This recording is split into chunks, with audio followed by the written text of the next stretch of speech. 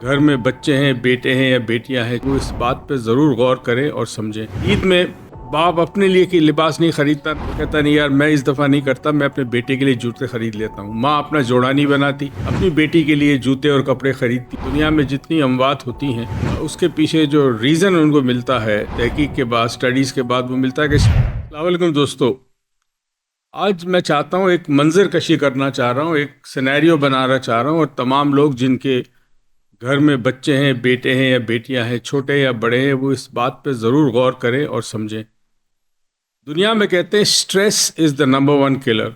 دنیا میں جتنی اموات ہوتی ہیں اس کے پیچھے جو ریزن ان کو ملتا ہے، تحقیق کے بعد، سٹڈیز کے بعد، وہ ملتا ہے کہ اسٹریس تھا۔ اسٹریس سے مختلف قسم کی بیماریاں جنم لیتی ہے، سائیکوسومیٹک آرڈر ہیں، اور اس میں ہارٹ کا پرابلم ہے، اور مزید پتہ نہیں کتنی چیزیں۔ نفسیاتی بیماری الگ ہوتی ہے، ڈپریشن الگ ہوتا ہے، غصہ الگ آتا ہے، بائی پولر ڈس آرڈر ہوتا ہے، اسکیزوفرینیا ہوتا ہے، اور پتہ نہیں کیا کیا چیزیں ہوتی ہیں۔ اب اس منظر کشی کو ذرا میں چاہ رہا ہوں، ایک منظر آپ کے سامنے لانا چاہ رہا ہوں۔ سوچیں کہ آپ کے گھر میں بچہ ہے، بیٹی ہے یا بیٹا ہے، اور اس کے لیے آپ سب کچھ کرتے ہیں، ماں باپ۔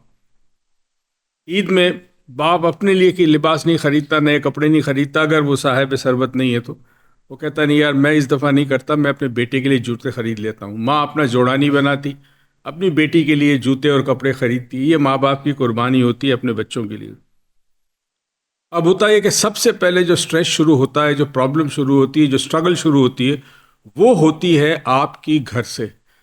پہلی چیز ماں باپ کی توقعات۔ بچے پڑھ کے اچھی تعلیم حاصل لیں گے، اچھے مارکس لیں گے، اپنا فیوچر بنائیں گے، تو یہاں جو توقعات ماں باپ وابستہ کرتے ہیں، اس کا سٹریس ڈائریکٹلی بچے پہ آتا ہے۔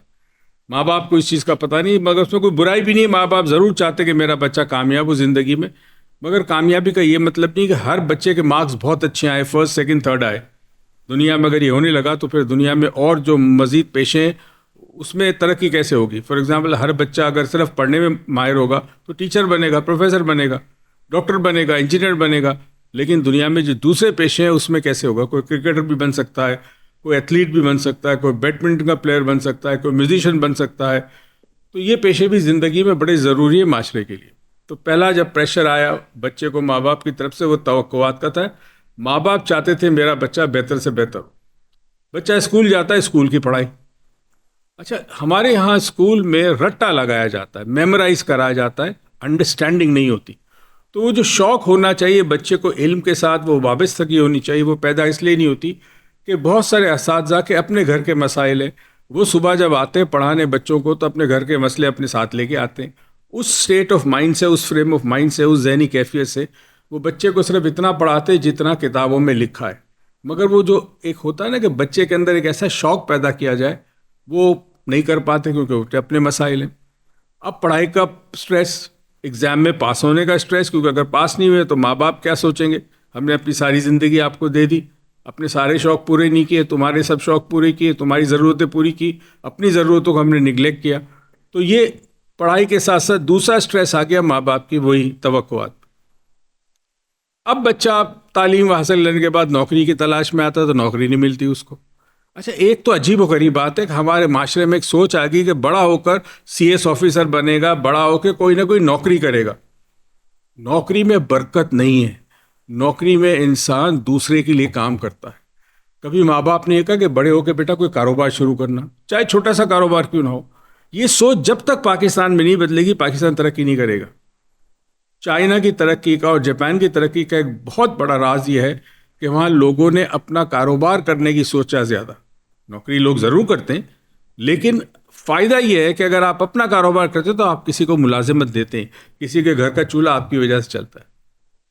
اب جب لائف کے اندر، پروفیشنل لائف میں آیا اور سی ایس کیا، یا آرمی جوائن کی، فوج جوائن کی، یا اس نے کسی کارپوریٹ سیکٹر میں جاب کی، یا کسی پرائیویٹ کمپنی میں جاب کی، اب اس جاب کی ڈیمانڈ، اس جاب کا پریشر۔ عام طور پر ہم سمجھتے ہیں کہ جی سی ایس ایس کر لیا تو بڑے عیاشی ہے۔ بھیا سی ایس ایس کرنے کے بعد جو باسز کا پریشر پڑتا ہے، جو توقعات آپ پہ، وہاں سے بھی توقعات آ گئی۔ ایک تو ماں باپ کی توقعات، ٹیچر کی توقعات کہ آپ پاس ہوں گے، اب جاب کے اندر باسز کی توقعات یا کمپنی کی توقعات، جو ٹارگیٹ آپ کو دیا ہے وہ آپ کو پورا کرنا ہے، اتنے ٹائم تک یہ کام کرنا ہے، اس طرح کرنا۔ اب یہاں آپ کی کارکردگی متاثر ہونا شروع ہوئی۔ سوچو ایک بچہ دنیا میں آیا رب نے اسے بھیجا تاکہ وہ علم حاصل کرے، اپنی زندگی بنائے اور اس زندگی سے دوسروں کو شامل کرے اس خوشی میں، اس کامیابی میں۔ اس بچے کو پیدا ہونے کے بعد سے لے کر موت کی تاریکی تک صرف سٹریس کا سامنا ہے، پریشر کا سامنا ہے۔ تو باسز کا پریشر، اگر سی ایس ایس ہے تو سینئر باسز کا پریشر، کمپنی میں ہے تو اس کے باس کا پریشر۔ ہمارا بچہ ٹوٹ جاتا ہے۔ یہ جو مسلسل واقعات ہو رہے ہیں خودکشی کے، قتل کے، آپ کو پتہ ہے اس کی ریزن کیا ہے؟ جب انسان کے اندر سٹریس بہت زیادہ بڑھ جائے۔ سٹریس نہ اچھی چیز ہے نہ بری چیز ہے، اگر اس کو کنٹرول کر لیں آپ اور سیکھ لیں کہ کیسے مینج کرتے ہیں، آپ بہت کامیاب ہوں گے۔ لیکن اکثر یہ ہوتا نہیں ہے، کیونکہ کوئی تعلیمی ادارہ ہمیں یہ نہیں سکھاتا کہ سٹریس پہ کیسے قابو پائے یا سٹریس کو مینج کیسے کریں۔ تو اب جب سٹریس بڑھ جاتا ہے تو اس کی بڑی شاخیں نکلتی ہیں۔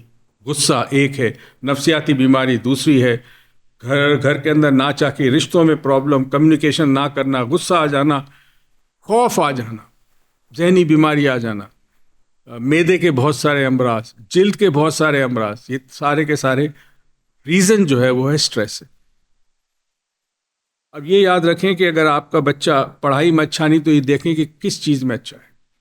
اگر آپ جاب کر رہے ہیں اور اس جاب میں آپ کو بہت زیادہ سٹریس اور ٹینشن مل رہی ہے بیکاز شاید جاب کی ریکوائرمنٹ ایسی ہو، تو اس جاب کی جگہ کوئی ایسی جاب تلاش کریں، یا بہتر تو یہ کہ چھوٹا سا کاروبار شروع کریں۔ کاروبار برکت ہے، بہت برکت ہے کاروبار میں۔ آج بڑے بڑے نام ہیں دنیا کے اندر، اگر ان کی زندگی کی تحقیق کریں تو پتہ چلے گا کہ چھوٹے سے کام سے انہوں نے شروع کیا تھا۔ انگلینڈ میں ایک بہت چین آف سٹورز ہیں جو گروسری اور فروٹس وغیرہ، اور اب تو بہت ساری چیزیں آ گئی جس کو آپ کنوینئنس اسٹور کہتے ہیں یا سپر مارکیٹ کہتے ہیں، جو بھی سمجھ لیں۔ پتہ ہے اس کی ابتدا کیا ہوئی؟ ایک شخص جو تھا اس کو نوکری سے نکال دیا گیا۔ وہ جا رہا تھا راستے میں تو اسے یاد ہے کہ بیگم نے آج کہا تھا کہ گھر میں سبزی لے کے آنا، تو وہ ایک دکان میں گیا، وہاں سے ٹماٹر خریدے۔ ٹماٹر خرید کے جب جا رہا تھا اس نے سوچا کہ میں نے ٹماٹر اتنے میں بڑے اسٹور سے لیا تھا، سستا ہے، تو کیوں نہ میں ٹماٹر بیچنا شروع کروں۔ اب اس نے کیا کہ اس بڑے اسٹور سے ٹماٹر ہول سیل میں لیتا اور چھوٹا سا تھیا لگا اور ٹماٹر بیچنا ٹماٹر کے بعد اس نے دوسری سبزیاں لینی شروع کی۔ کرتے کرتے آج کتنے اس کے اسٹور ہیں انگلینڈ کے اندر، صرف اس وجہ سے کہ اس کے ذہن میں سوچ آئی کہ نوکری نے مجھے پریشان کر دیا ہے اور میں یہ مہنگے ٹماٹر بیچ سکتا ہوں، یعنی ذرا بڑا کی قیمت پہ بیچ سکتا ہوں، کیونکہ ہر شخص جو ہے وہ اسٹور میں نہیں جا سکتا۔ جو وہ علاقے جو اسٹور سے دور ہے وہاں ٹماٹر کیسے پہنچے؟ تو ٹماٹر کے ساتھ سبزیاں، سبزی کے بعد فروٹ، فروٹ کے بعد دوسری چیزیں شروع کر دی، صرف اس وجہ سے کہ ایک ویژن تھا اس کا۔ اپنے بچوں کو ضروری نہیں کہ وہ نوکری کرے، اس کو ویژن دے، اس کو مستقبل کا ویژن دے کہ بیٹا تمہیں زندگی میں کچھ ایسا کرنا ہے کہ جس سے تمہاری زندگی اور تمہارے اطراف میں جو لوگوں کی زندگی ہے وہ بہتر ہو سکے۔ دوستو، اسٹریس کو مینج کرنا سیکھیں اور سکھائیں، نہیں تو یہ اسٹریس آپ کو خودکشی پہ مجبور کرے گا، قتل کرنے پہ مجبور کرے گا، آپ کی ذہنی، جسمانی تمام کارکردگی اور صلاحیت کو متاثر کرتا ہے۔ Stress is the number 1 colour in this world.